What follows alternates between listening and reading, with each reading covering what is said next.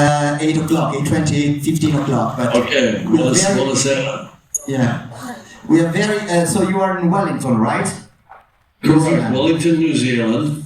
Yeah, and it's still dark because we're in winter here, and you're well into summer, I believe. Yeah, it's quite hot. Well, not in here, but outside it's quite hot. Torino is in the north of Italy, but still, summer is blooming. Look, the idea of this conversation is to follow a little bit chronologically your journey in cinema. So the starting point, I was thinking you are working in New Zealand, which is, I mean, Wellington is a big city, but not as big as Los Angeles. I think still it's bigger than the small village where you were born. Well, I grew up in a town of 1,200 people, and Wellington is about 500,000, and Los Angeles, I think, is 9 or 10 million, something like that. So yeah, different phases of life bring different environments, urban, rural. But I really grew up in rural Canada. So how was for you, because the exhibition shows the young the young James Cameron, Right. dealing with, on one hand, the pop culture, so there are references to the Marvel superhero, there are references to the comics book, Frank Frazetta cover, but also other things that maybe are less obvious. I'm referring to quite astonishing painting, drawing you have done on paying tribute to the Surrealism or Dali. So can you tell us a little bit how, cultural-wise, how was your teenage years? Well, you know, in my mind, it's all sort of in one bucket right now, but at the time it was chronological. It started with a love of movies and TV, especially around science fiction and fantasy. Comic books became a big factor, but I was also reading a lot. Oh, there you are. Now I can see you. Hi, Carlo. How are you doing? I'm totally Anyway, so a lot of influences, but some of them were successive over a period of 4, 5, 6 years. And you have to remember, at the time, we didn't have the torrent of wonderful fan art and imagery from artists all over the world that we have now, that we can access on the internet. So I was getting it in small bits and pieces. It might be the cover of a paperback science fiction book. It might be, they didn't have graphic novels back then, but they did have a type of horror comic that was a black and white comic, right? So quite graphic and quite focused on certain styles of art. Frank Frazetta, you know, the famous sort of cover artist that did the voluptuous women and the powerful Conan-like men, amazing artist. He did a lot of the covers for some of these horror comics, as well as a lot of the paperbacks. Wherever I could find imagery that stimulated my imagination, I sought it out. And like I said, it wasn't the kind of flood that we have now. At the same time, I was reading, obviously science fiction, some fantasy. I was also fascinated by science. So I do a lot of my own reading just on my own around science, and I loved it in school. So all of these things were influences. We also have to remember, this was in the 60s. So we were in a period of great unrest, much as we are right now. A lot of demonstrations in the streets around civil rights, anti-war, Vietnam War, things like that. So I was getting a kind of dystopian view from the reality around me, what I saw on the news, what I saw in magazines, kind of almost horrified by the way that humans were kind of running their society. We were under the shadow of a potential nuclear war. This is in the 60s, so we're in the Cold War. This is just after the Cuban Missile Crisis. Everything felt uncertain. Everything felt at risk. At the same time, there were these amazing glimpses of better worlds and amazing worlds coming from artists, coming from writers. A lot of the science fiction at that time was very dystopian. You know, this was before Star Wars, which was mid-70s. And before Star Wars, science fiction was very dystopian. It was all about dark future societies, the evils of technology, and so on. So this all resonated with me, and it came pouring out through the art, you know. I mean, let me just finish one thought. I would like to think that if young people are seeing this exhibit, they can look at the fact that a young mind, their age, somebody 15, 16, 17 years old, has something to say. You know, that you don't have to study art for 20, 30 years to start expressing yourself. Just go. Just start being very free with how you project yourself back into the world based on what you're seeing and feeling. Yeah, and what... Sure.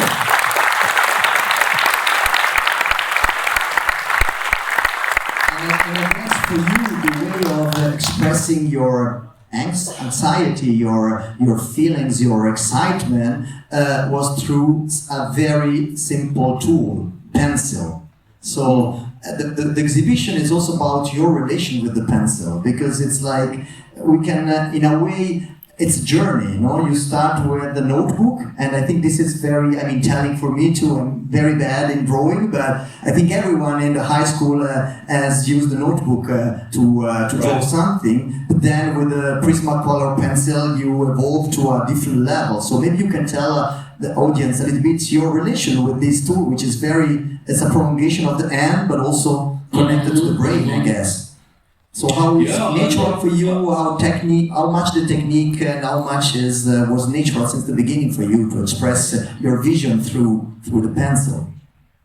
I see. It's funny when I look through the exhibit. I see myself yearning to be better at expressing the ideas and the images that are coming into my mind. And at first, the representations are much cruder, and then, I focused on technique for a long time. Sometimes I would draw in pen also, because what you put down is irrevocable. With pencil, you can adjust the lines, you can have a kind of second thoughts around what you're doing, but with pen, you just go, and you have to build on what you've already done. And there's a lot of hand studies. I'd just be drawing my own hand, I'd draw the people around me, and so on. So part of it was about technique, and that was, in a way, creating a yoke or a grounding for these wild flights of imagination. Sometimes things would go through my mind so rapidly, I'd be trying to catch up. So I had to work quickly. I didn't want to work in painting.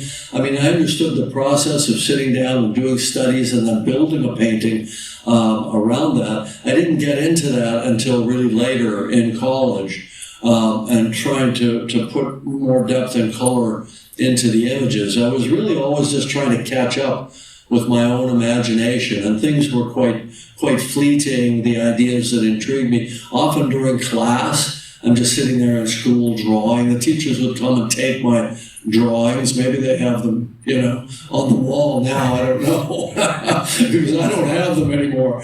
But yeah, it was just a constant process of flow, just flowing, just taking in from the world, taking in from what I'm reading, what I'm seeing, getting excited about ideas. And, you mentioned anxiety. Sure, of course, a lot of anxiety about the world. For me, art was therapy as well. Get it down, say something, be angry. Some of the images are angry images. Some of them are images about jeopardy, about threat. A lot of them are narrative, meaning there's a story, somebody's stranded on a planet, or somebody's doing something violent to somebody else. This is all my storytelling starting to bubble up. Well, maybe one thing more, and I'm jumping ahead at least of 3-4 decades, because just behind you there are rocks floating. They are very familiar to all of us. And I was privileged to be with you in Los Angeles and have a glimpse of your way of working with Avatar, which for everyone it's like a super big production, but to my big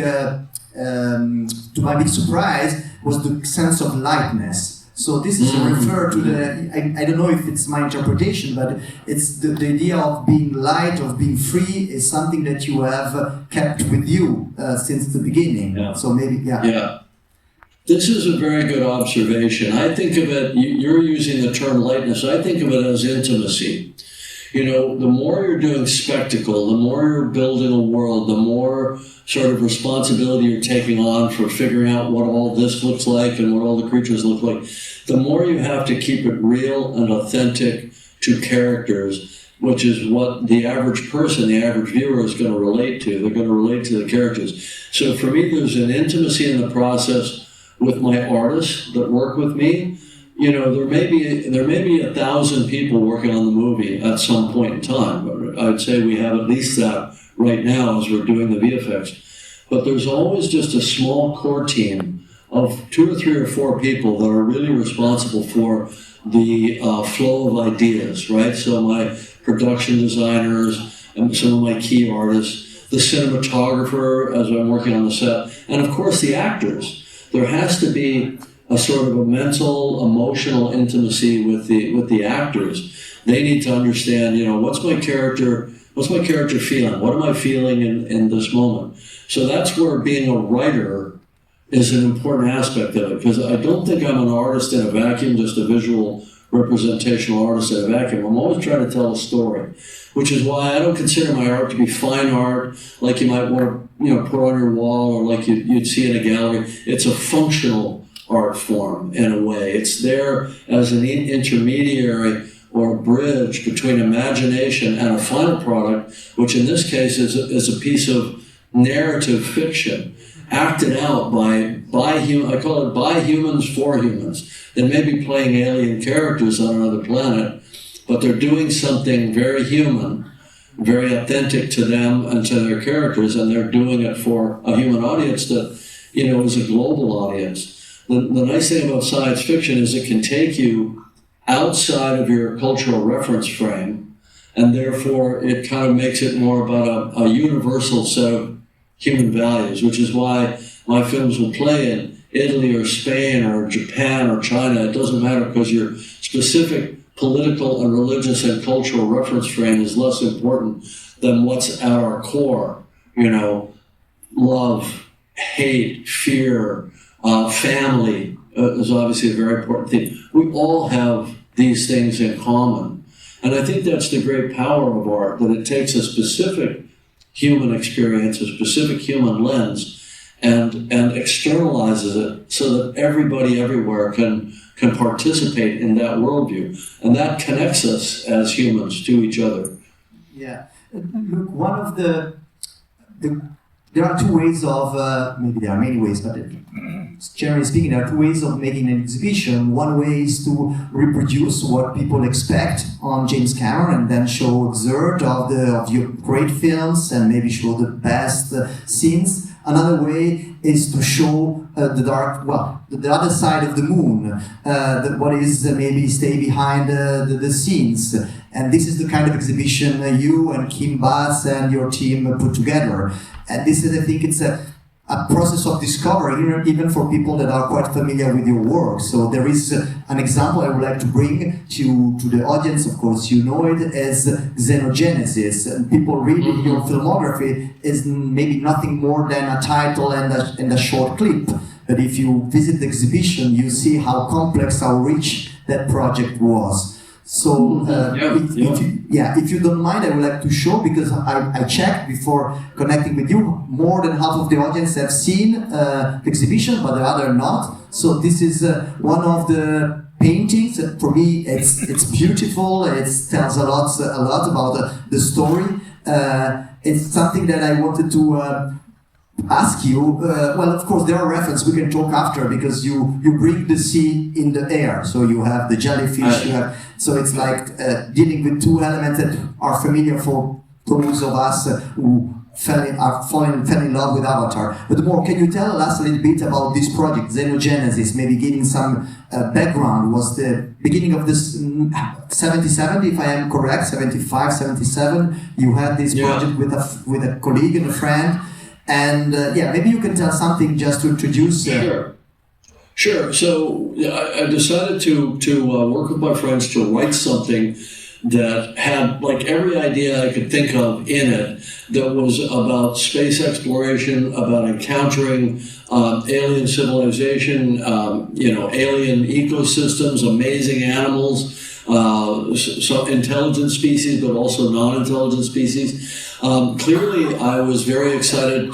You made a good observation that we have these manta-like creatures flying around in the air. We have this big jellyfish-like creature flying in the air. So I'm taking the ocean as inspiration and lifting it out of the sea and putting it in an atmosphere, probably a very dense atmosphere.